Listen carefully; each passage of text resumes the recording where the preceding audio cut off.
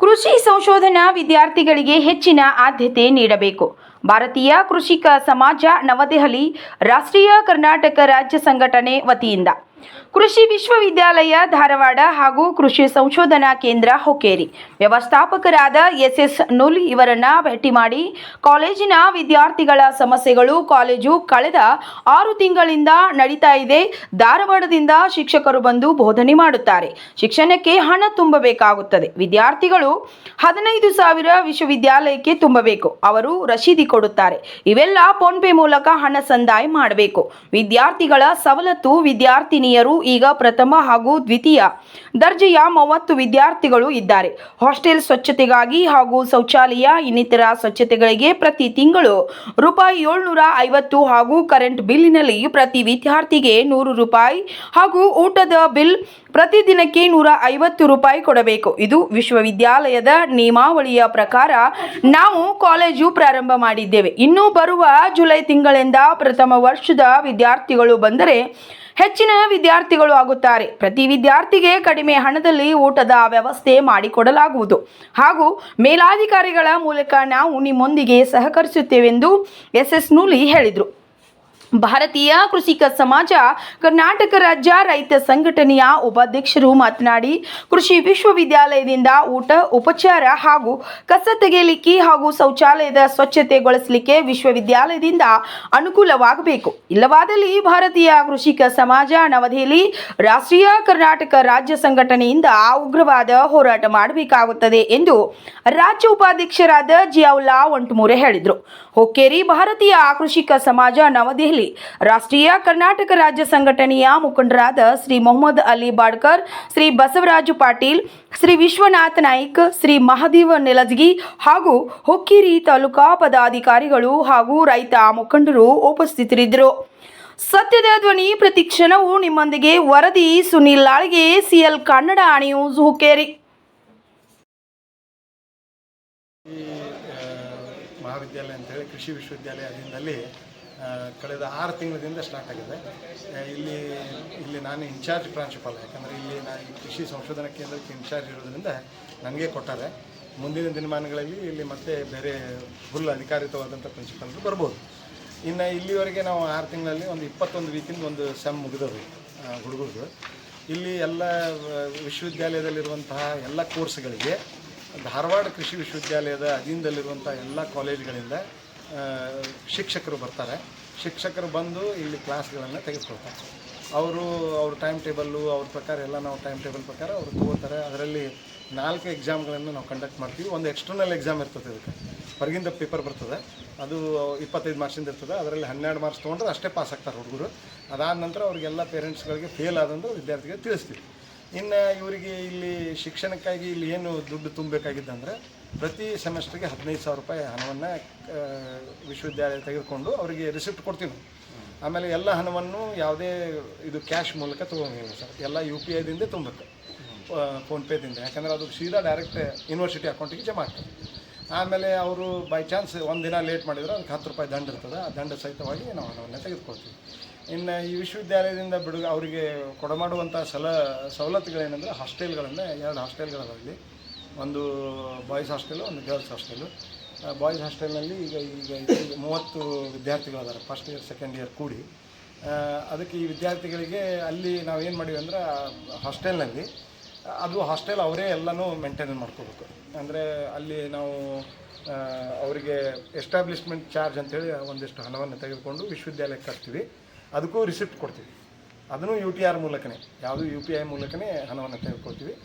ಆಮೇಲೆ ಕೆಲವೊಂದು ಅವ್ರೇನು ಕರೆಂಟ್ ಬಿಲ್ಲು, ಆಮೇಲೆ ಟಾಯ್ಲೆಟ್ ಕ್ಲೀನಿಂಗು, ಆಮೇಲೆ ಅವ್ರ ರೂಮ್ಗಳನ್ನು ಕ್ಲೀನಿಂಗ್ ಮಾಡಿಕೊಡ್ಲಿಕ್ಕೆ ಅದು ಏನು ದುಡ್ಡು ಬರ್ತದಲ್ಲ ಅದು ಅವತ್ತಿನ ತಿಂಗಳಿಗೆ ಎಷ್ಟು ಬರ್ತೈತೆ ಡಿವೈಡೆಡ್ ಮಾಡಿ ಅವ್ರಿಗೆ ಹಾಕಿ ಅವ್ರ ಕಡೆಯಿಂದ ಅವ್ರಿಗೆ ಕೊಡಿಸ್ತೀವಿ. ಎಷ್ಟು ಕರೆಂಟ್ ಬಿಲ್ಲು ಅಂದಾಜು ₹3,000 ಬರ್ತದೆ. ₹300 ಸರ್. Establishment charge ₹100. ಆಮೇಲೆ ಮೇಂಟೆನೆನ್ಸ್ ಚಾರ್ಜು ₹150. ಆಮೇಲೆ ಲೇಬರ್ ಚಾರ್ಜಸ್ಸು ₹200. ಒಟ್ಟು ₹750 ಅವ್ರ ಹತ್ರ ತಿಂಗಳಿಗೆ ಇದು ಕಲೆಕ್ಟ್ ಮಾಡ್ತೀವಿ. ಇದು ಬಿಟ್ಟು ಇದು ಯಾವುದಂದ್ರೆ ಕರೆಂಟ್ ಬಿಲ್ ಅದು ಏನು ಬರ್ತೈತಲ್ರಿ ಅದು ಡಿವೈಡೆಡ್ ಬೈ ಅವರು 30 ಜನ ಇದ್ರು 30 ಜನಕ್ಕೆ ಮಾಡಿ ಅದನ್ನು ಹಣವನ್ನು ಕಲೆಕ್ಟ್ ಮಾಡಿಕೊಂಡು ನಮ್ಮ ಹುಕ್ಕೇರಿ ಎಲೆಕ್ಟ್ರಿಸಿಟಿ ಬೋರ್ಡಿಗೆ ರೊಕ್ಕ ತುಂಬಿ ರಿಸಿಪ್ಟನ್ನು ಮ್ಯಾನೇಜ್ ಮಾಡ್ಕೊಂಡು ಹೋಗ್ತೀವಿ. ಯಾಕಂದ್ರೆ ಇವೆಲ್ಲ ಅಡಿಟ್ ಆಗ್ತಾವೆ ಸರ್ ನಮಗೆ. ಇವೆಲ್ಲನೂ ಇಂಟರ್ನಲ್ ಅಡಿಟ್ ಆಗ್ತೈತಿ, ಎಕ್ಸ್ಟರ್ನಲ್ ಅಡಿಟ್ ಆಗ್ತೈತಿ, ಈಜಿ ಅಡಿಟ್. ಅದಕ್ಕೆಲ್ಲನೂ ಮೇಂಟೈನ್ ಮಾಡ್ತೀವಿ. ಅದಾದ ನಂತರ ಅವರಿಗೆ ಊಟದ್ದು ಹೆಂಗಿದೆ ಅಂದರೆ ನಮ್ಮ ಇಡೀ ಕೃಷಿ ವಿಶ್ವವಿದ್ಯಾಲಯ ಧಾರವಾಡದ ಅಧೀನದಲ್ಲಿರುವಂಥ ಎಲ್ಲ ಕೃಷಿ ವಿಶ್ವವಿದ್ಯಾಲಯಗಳು 7 ವಿಶ್ವವಿದ್ಯಾಲಯಗಳಲ್ಲಿ ಯಾವ್ಯಾವ ಹುಡುಗರು ಇರ್ತಾರಲ್ಲ ಅವರು ಡಿವೈಡಿಂಗ್ ಸಿಸ್ಟಮ್ ಅಂತೀವಿ ಸರ್. ಅಂದರೆ ಅವರೇ ಅಡುಗೆ ಮಾಡಿಸ್ಕೊಂಡು ಅದನ್ನು ಡಿವೈಡ್ ಮಾಡಿ ಎಷ್ಟು ಬರ್ತದೋ ಅದು ಪರ್ ಡೇ ಬೇಸಿಸ್ ಮೇಲೆ. ಇಲ್ಲಿ ಏನಾಗಿದೆ ಅಂದರೆ ಕೇವಲ 30 ಹುಡುಗರು ಇರೋದ್ರಿಂದ ನಾವು ಮೊದಲಿಗೆ ಬಂದಾಗ ಅವರಿಗೆ ಸೌಕರ್ಯಗಳನ್ನು ಅಡುಗೆ ಮಾಡೋರನ್ನ ಅವ್ರದ್ದು ಬಿಲ್ ಅವರೇ ಕೊಡ್ಬೇಕ್ರಿ. ಅದನ್ನು ಬೇಡ ನೀವೇ ಇದು ಮಾಡಿರಿ ಅಂತ ಪರ್ ಡೇ ಸಿಸ್ಟಮ್ನಾಗೆ ಅಡುಗೆ ಮಾಡಿಸ್ತಿದ್ವಿ. ಅವ್ರ ಜೊತೆ ಇಲ್ಲ 85 ರೂಪಾಯಿ ಫಸ್ಟ್ ಮುಗಿಸಿದ್ರು ಪರ್ ಡೇ. ಮುಂದೆ ಅದು 110ಕ್ಕೆ ಹೋಯ್ತು. ಅವ್ರು ಮಾಡೋಕ್ಕಾಗಲ್ಲ, ಗ್ಯಾಸ್ ತುಟ್ಟಿ ಆದಮೇಲೆ, ಯುದ್ಧ ಸ್ಟಾರ್ಟ್ ಆದಮೇಲೆ, ಆಮೇಲೆ ಅವ್ರು ಸರಿ ಮಾಡಲ್ಲ ಅದು ಇದು ಅಂಥೇಳಿ ಕೊನೆ ಮೂಮೆಂಟ್ನಲ್ಲಿ ಅವ್ರನ್ನ ಬಿಡಿಸಿದ ಮೇಲೆ ಅವರಿಗೆ 15 ದಿನಗಳ ಒಂದು ರಜೆ ಇತ್ತು ಸೆಮ್ ಮುಗಿದ್ಮೇಲೆ. ಈಗ ರಜದಿಂದ ಬಂದ ನಂತರ ನಾವು ಈಗ ಎಲ್ಲರಿಗೂ ಕೇಳಿದಾಗ 150 ರೂಪಾಯಿ ಪ್ರತಿ ಊಟಕ್ಕೆ ಹೇಳ್ಯಾರ. 150 ರೂಪಾಯಿ ಪರ್ ಡೇ ಊಟದ್ದು ಈಗ ಒಂದು ವಾರದ ಮಟ್ಟಿಗೆ ಮಾಡೀವಿ. ಮುಂದೆ ಅವರಿಗೆ ಇಲ್ಲೆಲ್ಲರೂ ಇಷ್ಟು ತನ ಸಂಘಟಕರು ಬಂದಿದ್ರಲ್ಲ, ಅವ್ರು ಹೇಳಿದ್ರು ನಾವು ಕಮ್ಮಿ ಮಾಡಲಿಕ್ಕೆ ಪ್ರಯತ್ನ ಮಾಡೋಣ ಅಂತ. ಅದನ್ನು ಮಾಡ್ತೀವಿ. ಇದು ನಮ್ಮ ವಿಶ್ವವಿದ್ಯಾಲಯದ ಒಂದು ನಿಯಮಾವಳಿ ಪ್ರಕಾರ ನಾವು ಈ ಕಾಲೇಜನ್ನು ಪ್ರಾರಂಭ ಮಾಡೀವಿ. ಇನ್ನು ಬರುವ ಒಂದು ತಿಂಗಳಲ್ಲಿ, ಜುಲೈ ತಿಂಗಳಲ್ಲಿ ಮತ್ತೆ ಪ್ರಥಮ ವರ್ಷದ ವಿದ್ಯಾರ್ಥಿಗಳು ಬರ್ತಾರೆ ಸರ್. Total capacity 55 sir. ಅದ್ರಾಗ 30 ಬಂದರು 40 ಬಂದ್ರು ಅಂದರೆ ಅವಾಗ ಆಟೋಮೆಟಿಕ್ಲಿ ಸ್ಟ್ರೆಂತ್ ಹೆಚ್ಚಾಯ್ತಂದ್ರೆ ಊಟದ ಬಿಲ್ ಆಟೋಮೆಟಿಕ್ಲಿ ಕಮ್ಮಿ ಬರ್ತದೆ ಅಂತ ಹೇಳಿ. ಈಗ ಅಡುಗೆ ಮಾಡೋರಿಗೆ ಯಾಕೆ ಇಲ್ಲ ಅದಕ್ಕೆ ನಿಯಮಾವಳಿ ಧಾರವಾಡದಲ್ಲಿ ಇದೆ ಅಂತ ನಮ್ಗೆ ಕೇಳಿ. ಇಲ್ಲ ಸರ್, ಧಾರವಾಡದಲ್ಲೂ ಇಲ್ಲ. ಅದಕ್ಕೆ ಈಗ ತಾವು ಹೇಳಿದ್ರಲ್ಲ, ನಮ್ಮ ಉನ್ನತ ಅಧಿಕಾರಿಗಳಾದಂಥ ಶಿಕ್ಷಣ ನಿರ್ದೇಶಕರು, ಸ್ನಾತಕೋತ್ತರ ವಿದ್ಯಾಧಿಕಾರಿಗಳು ಮತ್ತು ನಾನು ಈಗಾಗಲೇ ತಾವು ಟೈಮ್ ಕೊಟ್ಟರಿ. ಆ ಟೈಮ್ ಪ್ರಕಾರ ಅವರು ಯಾವಾಗ ಬರ್ತಾರೆ ಅನ್ನೋದು ಮುಂಚಿತವಾಗಿ ತಮಗೆಲ್ಲರಿಗೂ ಹೇಳ್ತೀನಿ. ಅವಾಗ ಬಂದಾಗ ನಮ್ಮ ಮೇಲಾಧಿಕಾರಿಗಳ ಮೂಲಕ ತಾವು ಅದನ್ನು ಖಚಿತಪಡಿಸ್ಕೋಬೋದು. ಅಡುಗೆ ಮಾಡೋರಿಗೆ ವಿಶ್ವವಿದ್ಯಾಲಯದಿಂದನೇ ಆಗಬೇಕು ಸರ್. ಅದು ಏನು ಕಸ ಹುಡುಗರು ಇರಬೇಕು, ಪೈಖಾನೆ ತೊಳೆಯೋರು ಇರ್ಬೋದು. ನಮ್ಮ ವಿಶ್ವವಿದ್ಯಾಲಯದಿಂದನೇ ಈ ಎಲ್ಲ ಹುಡುಗರಿಗೆ ಅನುಕೂಲ ಆಗುವಂಥ ಮಾಡಿಕೊಟ್ರೆ ನಿಮ್ಗೆ ನಾವು ಸಹಕಾರ ಮಾಡ್ತೇವೆ. ಇಲ್ಲಾಂದ್ರೆ ಇದ್ರ ಬಗ್ಗೆ ನಾವು ಉಗ್ರವಾದ ಹೋರಾಟ ಮಾಡೋಕ್ಕೆ ನಾವು ತಯಾರಿದ್ದೀವಿ. ಅದಕ್ಕೆ ತಾವು ಸರ್ ವರ್ಷ ನಿಪ್ಪಾಣಿ ಹೋಗಿರ್ತದೆ. ಮತ್ತು ಹೊಳ್ಳಿ ಉಮೇಶ್ ಕತ್ತಿಯವರ ಪ್ರಯತ್ನದಿಂದ ಬಂದೈತಿ. ಸುಸಜ್ಜಿತ ಕಟ್ಟಡದವ.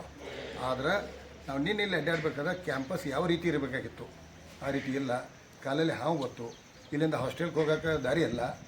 ಅವೆಲ್ಲ ನೀವು ವ್ಯವಸ್ಥೆಗೆ ರೆಡಿ ಮಾಡಬೇಕು. ಆಮೇಲೆ ನಾಳೆ ಪಿ ಸಿ ಅವರು ಯಾರು ನಿಮ್ಮ ಮೇಲಿನ ಅಧಿಕಾರಿಗಳು ಬರ್ತಾರಲ್ಲ ಅವಾಗ ಮತ್ತೆ ಕರ್ರಿ. ಮತ್ತು ಇಲ್ಲಿ ಅವ್ಯವಸ್ಥೆ ಈ ಹುಡುಗರ ವ್ಯವಸ್ಥೆ ನೋಡೋಕೆ ಮಾನ್ಯ ಶಾಸಕರಿಗೆ ನಾನು ವಿನಂತಿ ಮಾಡ್ಕೋತಾನೆ. ಯಾಕಂದರೆ ತಾವು ಅವರ ತಂದೆಯವರು ತಂದಂಥ ಒಂದು ಸಂಸ್ಥೆ ಅದ. ಇದು ಸುಸಜ್ಜಿತವಾಗಿ ಇದು ಜೀವಂತ ಆಗಿರ್ಬೇಕು. ಒಂದು ವೇಳೆ ಇದನ್ನೇನಾದರೂ ವಿದ್ಯಾರ್ಥಿಗಳು ಕಡಿಮೆ ಆದ್ರೆ ಇದು ಕಾಲೇಜ್ ಮುಚ್ಚೋ ಸಂಭವ ಐತಿ. ಈಗಾಗಲೇ 7 ಯೂನಿಟ್ ಮುಚ್ಚಿದೆ ಅಂತ ಹೇಳ್ಯಾರ. ಅದಕ್ಕೆ ದಯಮಾಡಿ ಇದನ್ನು ಉಳಿಸ್ಕೊಳ್ಳೋದು ಸರ್ಗಳ ಮ್ಯಾಗೈತಿ, ನಮ್ಮ ಮೇಲೈತಿ, ವಿದ್ಯಾರ್ಥಿಗಳ ಮೇಲೂ ಐತಿ.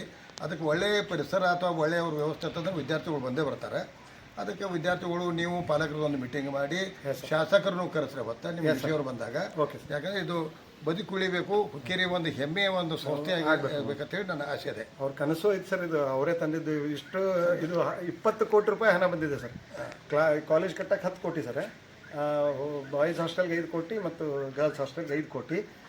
ಅದಕ್ಕೆ ಇದು ಅವರ ಆಸೆಯನ್ನು ನಾವು ಇದು ಮಾಡಬೇಕಂತೇಳಿ ಇಲ್ಲಿ ಭಾಳಷ್ಟು ನಾವು ಹೇಳೋದಂದ್ರೆ ಎಲ್ಲ ಇವ್ರದಿಂದೇ ಪರಿಶ್ರಮ ಆಗಿದ್ದಕ್ಕೆ ಇಲ್ಲಿ ಬಸ್ ನಿಂದ್ರಾಕತ್ತವ ಸರ್. ಇಲ್ಲಾಂದ್ರೆ ಬಸ್ ನಿಂದಿರ್ತಿದ್ದಿಲ್ಲ ಸರ್. ಬಸ್ ನಿಂದಿರ್ತಿದ್ದಿಲ್ಲ. ನಮ್ಮ ಧಾರವಾಡದಿಂದ ಬರುವಂಥ ಶಿಕ್ಷಕರಿಗೂ ಭಾಳಷ್ಟು ಅಸೌಕರ್ಯ ಆಗಿತ್ತು. ಅವ್ರು ಅಲ್ಲಿ ಹೋಗಿ ಹೇಳೋದು, ನಡ್ಕೋತ ಬರೋದು, ಇಲ್ಲಾಂದ್ರೆ ನಾವು ಯಾರು ಬೈಕ್ ಮೇಲೆ ಹೋಗಿ ತರೋದು ಆಗ್ತಿತ್ತು. ಈಗ ಎಲ್ಲ ಭಾಳಷ್ಟು ಬಸ್ ಎಲೆಕ್ಟ್ರಿಷಿಯದು ಕೊಡ್ತೀನಿ ಅಂದಾರೆ ಸರ್. ಇಲ್ಲಿ ಅವ್ರು ಒಪ್ಕೊಂಡಾರೆ ಚಿಕ್ಕೋಡಿ ವಿಭಾಗದವರು. ಇನ್ನು ಮುಂದಿನ ದಿನಮಾನಗಳಲ್ಲಿ ನಾನು ಈಗ ಒಬ್ಬನೇ ಅದೀನಿ ಪ್ರಾಂಶುಪಾಲರಿಗೆ. ಇನ್ನು ಮುಂದೆ ಭಾಳಷ್ಟು ಇಲ್ಲಿ ಸ್ಟಾಫ್ ಕೊಟ್ರಂದರೆ ನಮ್ಮ ವಿಶ್ವವಿದ್ಯಾಲಯದಿಂದ ತಾವು ಹೇಳಿದ ಒಂದು ಮಾತನ್ನು ಮೀರದೆ ನನ್ನ ಶತಪ್ರಯತ್ನ ಮಾಡಿ ನಾನು ಇದನ್ನು ನಿಮ್ಮ ಶಿಕ್ಷಕರು ದೂರ